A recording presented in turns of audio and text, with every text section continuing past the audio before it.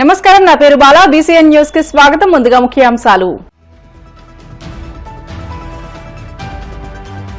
P4 startup Kadapa entrepreneurship centre ప్రాంతీయ ఆర్థిక అభివృద్ధికి ఎంతగానో దోహదపడుతుందని తెలిపిన మంత్రి సవిత.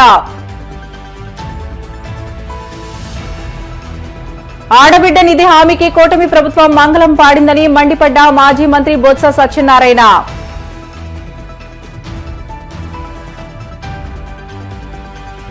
లిక్కర్ అవినీతిపై సిట్ దర్యాప్తు చేస్తుంటే వైసీపీలోని పెద్ద పెద్ద తల్లు ఎందుకు కంగారు పడుతున్నాయని ప్రశ్నించిన టీడీపీ పొలిట్ బ్యూరో సభ్యుడు వర్ల రామయ్య.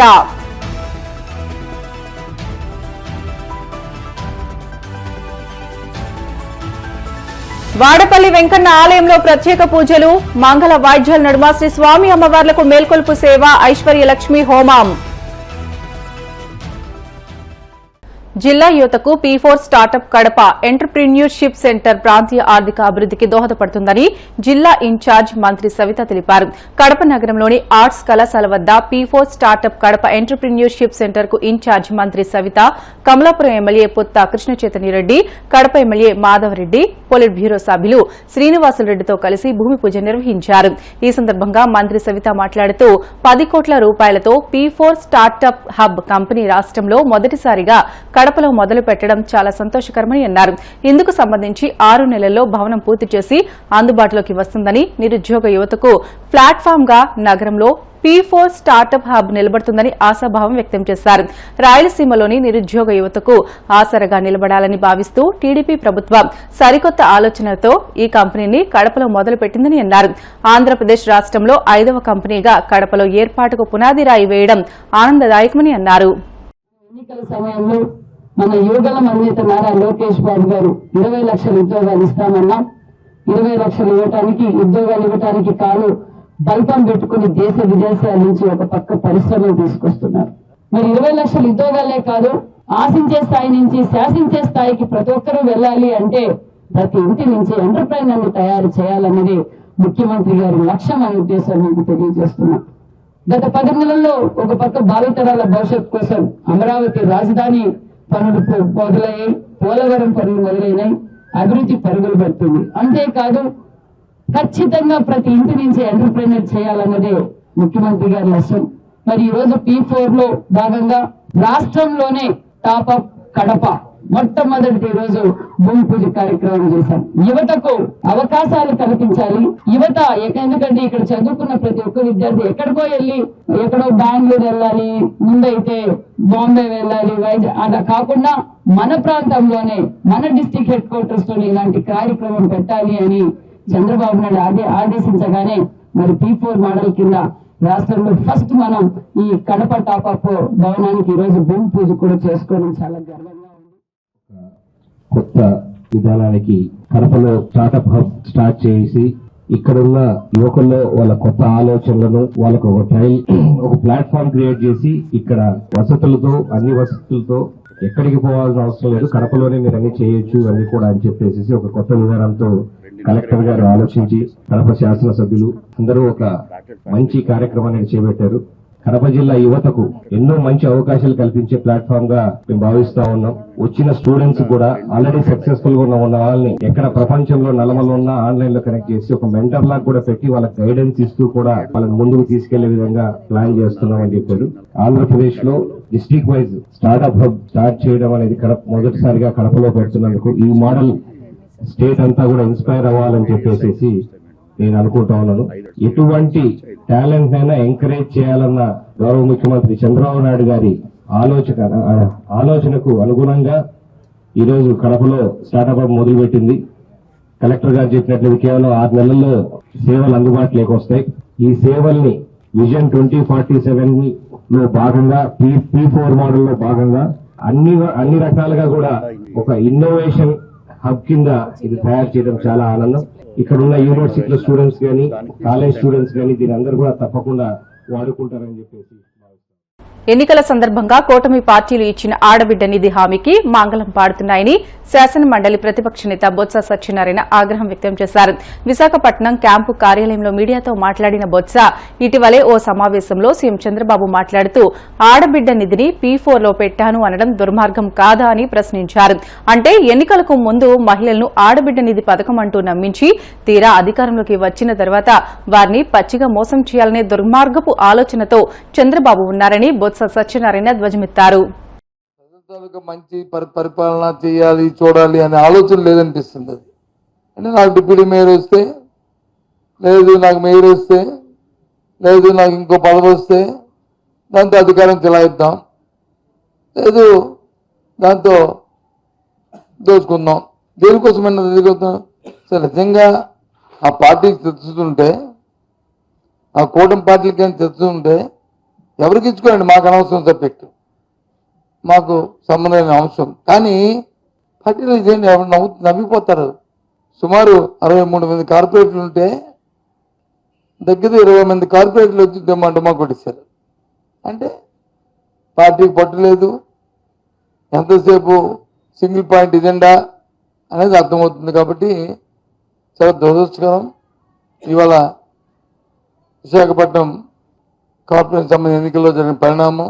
దీన్ని బట్టి నేను మళ్ళీ చెప్తున్నాను, ఈ కూటమి ప్రభుత్వానికి అధికారమే ముఖ్యం తప్ప అది ప్రలోభపెట్టుకుని అవినీతి కార్యక్రమాలు చేయడమే తప్ప, దోపిడీ చేయడమే తప్ప ప్రజల సంక్షేమం కానీ ప్రజల తాలూకు అభివృద్ధి కానీ వీరికి అక్కర్లేదు అనేది ఈ ఎన్నిక స్పష్టం చేస్తుంది. దానికోసమే ఎక్కడ చూసినా సరే రాష్ట్రంలో సంఖ్యాబలం లేనప్పటికి కూడా ప్రభుత్వం తాలూకా అధికార దర్పంతో అధికార దుర్వినియోగం చేస్తూ పోలీసులు అడ్డబెట్టుకొని సాక్షాత్ ఎన్నికల కమిషన్ ఇచ్చిన ఉత్తర్వులను కూడా బేఖాతరు చేసి కృష్ణా జిల్లా లాంటి మున్సిపాలిటీల్లో దౌర్జన్యం చేస్తూ ఇవాళ పదవుల కోసం చేస్తున్నారు.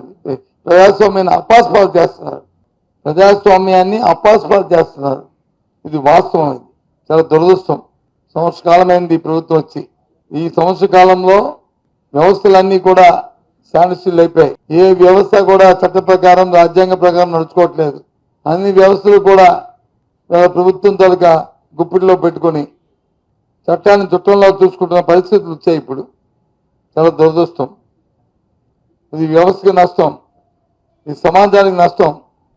ఇలాంటి పరిణామాలని చెప్పి మీ ద్వారా తెలియజేస్తాం. జరుగుతున్న పరిణామాలన్నింటినీ కూడా తీవ్రంగా మా పార్టీ ఖండిస్తుంది. నాకు అర్థం అవ్వలేదండి. ఎన్నికల ముందు వచ్చి చంద్రబాబు నాయుడు గారు కూటమి పెద్దలందరూ కూడా ఎంత అట్టాసంగా సూపర్ 6 అన్నారు ముఖ్య అని చెప్పి ఓట్లు అడిగారు. చంద్రబాబు నాయుడు గారు ఎప్పుడు అధికారంలోకి వచ్చినా ముందు మోసపోయేది, నష్టపోయేది ఎవరంటే మా అక్క చెల్లెమ్మలు, మా తల్లులు, మహిళలు. నేను వాళ్ళని సునాయాసంగా వాళ్ళని మోసం చేయడానికి అవకాశం ఉంటుంది. వాళ్ళకి ఏదో భ్రమలు కల్పించి, వాళ్ళకి ఏదో ఆస్తి కల్పించి, తర్వాత వచ్చి వాళ్ళ చేతిలో వైద్యుని చుమ్మెట్టేసి ఏదో మాయమాలు చెప్పేసి సరిపోద్దనే దీంట్లో చంద్రబాబు నాయుడు గారు కూటమి పెద్దలు ఆ మహిళ తాలూకా సోదరిమణి తాలూకా పల్స్ని పట్టేశారు. అమ్మ ఆలోచన చేయండి. అంతకుముందు ప్రభుత్వాలు ఉన్నప్పుడు వచ్చి రుణమాఫీని ఏ రకంగా మోసం చేశారో ఈ ప్రభుత్వంలో ఎన్ని హామీలు ఇచ్చారండి? 1-2 చెప్పండి. హామీలకు వచ్చి రేపు ఎల్లుండి వచ్చారు. ఏదో స్వాతంత్రం వచ్చినట్టు, దేశానికి స్వాతంత్రం వచ్చినట్టు, మహిళలు స్వాతంత్రం వచ్చినట్లు ఆగస్టు 15 నుంచి బస్సు ఇస్తాను. ఆగస్టు 15కి బస్కి సంబంధం ఏంటండి? ఫ్రీ బస్కి నాకు అర్థం అవట్లేదు. ఇప్పుడు ఏదో పండగకి వచ్చి పండగ కానుక ఇచ్చామంటే అర్థం ఉంది, కానీ నాకు ఐకేసీ అర్థం అవ్వలేదు. సిట్ విచారణతో వైసీపీ నేతలకు తడిసిపోతుందని టీడీపీ పొలిట్ బ్యూరో సభ్యులు వర్లరామయ్య అన్నారు. అందుకే ప్రజలను మభ్యపెట్టేందుకు పుంకాలు అబద్దాలు చెప్తున్నారని అన్నారు. అవినీతికి పాల్పడిన ఏ స్థాయి వ్యక్తులను కూడా చట్టం క్షమించదని అన్నారు. బంగారు కమ్మోడు ఉపయోగించే వ్యక్తి కూడా చట్టానికి తలొగ్గి జైల్లో చెప్పుకూడు తినక తప్పలేదని అన్నారు. లిక్కర్లో అవినీతిపై సిట్ దర్యాప్తు చేస్తుంటే వైసీపీలోని పెద్ద తలలు కంగారు పడుతున్నాయి, భయపడుతున్నాయని వ్యాఖ్యానించారు. అవినీతి చేయకపోతే భయం ఎందుకు అని ప్రశ్నించారు. లిక్కర్ అవినీతిపై అంబటి, మార్గాని భరత్ తేలుకుట్టిన దొంగల్లా సైలెంట్ గా ఎందుకు ఉన్నారని వర్ల రామయ్య మండిపడ్డారు. పెద్ద లిక్కర్ స్కామ్ జరిగింది. 3,200 కోట్ల రూపాయలు లిక్కర్ స్కామ్ జరిగింది, అవినీతి పాలైందని చెప్పి చంద్రబాబు నాయుడు గారు ముఖ్యమంత్రిగా బాధ్యతలు చేపట్టిన తర్వాత ఈ అవినీతి బయటకు తీయాలన్న ఉద్దేశంతో, వెలికి తీయాలన్న ఉద్దేశంతో ఈ అవినీతికి బాధ్యులు ఎవరు, వీళ్ళ అవినీతి వలన నాసిరకం మద్యం సేవించటం వల్ల వేలాది మంది చనిపోయినారు, లక్షలాది మంది అనారోగ్యానికి గురయ్యారు. దానంతటికీ కారణం ఆ ప్రభుత్వంలో జరిగిన అవినీతి కారణం అని చెప్పి సిట్ వేశారు ఆయన. సిట్ దర్యాప్తు జరుగుతూ ఉంటే, సిట్ ఒక్కొక్కరిని అరెస్టు చేస్తూ ఉంటే, సిట్ దర్యాప్తు జరిగే తీరు చూచిన తర్వాత వైకాపాలో ఆనాడు అధికారంలో ఉన్న పెద్ద పెద్ద తలలన్నీ కూడా భుజాలు తడుముకుంటున్నాయి. గుమ్మడికాయలు దొంగ ఎవరంటే భుజాలు తడుముకున్నాడంట. అంటే గుమ్మడికాయ మట్టి నాకేమన్నా అంటిందని చెప్పి చూసుకుంటా, అంటే వాడే దొంగతనం చేసింది. ఆ రకంగా పెద్దలందరూ కూడా భుజాలు తడుముకుంటున్నారు, కంగారు పడుతున్నారు. అవినీతి ఏ స్థాయి నాయకుడిని కూడా వదిలిపెట్టదు, చట్టం క్షమించదని ఒకసారి గుర్తు చేసుకోవాలని చెప్పి కూడా ఆ పార్టీ నాయకులకు చెబుతున్నా. ఆ పార్టీ అంటే మీ అందరికి అర్థమైపోతుంది. ఆ పార్టీ నాయకులకు చెబుతూ ఉన్నాను నేను. అవినీతికి పాల్పడ్డవాడు, అవినీతి చేసినవాడు, ప్రభుత్వ సొమ్ము కొట్టేసినవాడు ఎంతటి వాడైనా కూడా జైలు పాలవక తప్పదు. చట్టం ముందు అందరూ సమానమే. బంగారు పళ్ళెంలో తినేవాడు, బంగారు గ్లాసులో మంచినీళ్ళు తాగేవాడు, బంగారం మంచం ఉండేది ఆయనకి, ఆఖరికి అనకూడదు కానీ ఆయన ఉపయోగించే కమోడ్ కూడా బంగారమే. నేను అడుగుతున్నా, జగన్మోహన్ రెడ్డి గారు ఎక్కడున్నారు? మీ అన్నలాంటి ఆయన, నేను పేరు చెప్పండి, నేను ఎక్కడున్నారు? చెంచలగూడ జైల్లో దిక్కు లేకుండా నేల మీద పడుకుంటున్నాడు, చాపేసుకొని నేల మీద పడుకున్నాడు. ఏమైంది ఆయన బంగారు మంచం? ఏమైంది ఆయన బంగారు పళ్ళెం? ఏమైంది ఆయన బంగారు గ్లాసు? ఏమైంది ఆయన రోజు ఉపయోగించుకునే కమోడ్? బంగారు కమోడ్ ఉపయోగించిన వ్యక్తి ఈరోజు అందరూ ఉపయోగించే 1-2కు ఉపయోగించే ఆ పనికి మాలిన దుర్వాసన వెదజల్లే ఆ బాత్రూంలో ఉన్నాడు. అర్థమైందా? మీ రోజమ్మ గారు అడుస్తుంటారు, అర్థమైందా రాజా? నేనంటున్నా, రోజమ్మ గారు అర్థమైందా రాజా? అందుకేనంటున్నా, ఎందుకు భుజాలు తడుముకుంటున్నావు? ఎందుకు నీ పత్రికలో, నీ ఛానల్లో అవినీతి మాకు సంబంధం లేదు, కావాలని చంద్రబాబు గారి ప్రభుత్వం రాస్తుందండి. కావాలని రాయటం అంటే ఏమి బుర్రలేదా మీకు? మీకేం అడ్వకేట్స్ లేరా? మీకేం న్యాయవాదులు లేరా? సిట్ దర్యాప్తు చేస్తూ ఉంటే ఫస్ట్ రిమాండ్ రిపోర్ట్లోనే దే హ్యావ్ క్లియర్లీ మెన్షన్ 3,200 కోట్ల రూపాయల అవినీతి జరిగింది, ఇంకా దర్యాప్తు పెండింగ్లో ఉంది. Their line of investigation first case diary అంటారండి. Case diary, first case diary remand రిపోర్ట్కి ఎంక్లోజ్ చేసి వాళ్ళు ఇస్తారు, కోర్టులో సమర్పిస్తారు. Then it will become a open document.